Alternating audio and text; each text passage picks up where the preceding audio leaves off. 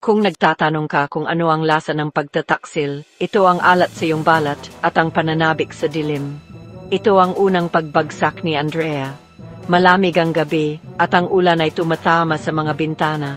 Iniwan ni Andrea ang kanyang mga kasamahan, bumibilis ang tibok ng kanyang puso habang nagte-text siya, Gabriel, nasa lobby ako.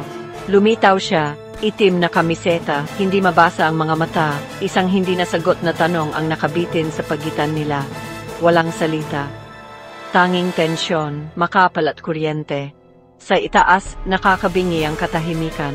Bawat detalye malambot na kumot, nagyayelong hangin, init sa pagitan ng kanilang mga katawan ay sumisigaw ng pag-asam. Hinawakan ni Gabriel ang kanyang pisngi. Kung gusto mong umalis, kaya mo pa, bulong niya.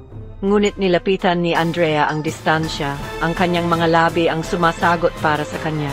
Dinakip sila ng pagnanasa, gutom at hilaw. Nagbagsakan ang mga damit. Naglaho ang mga pag-aalinlangan.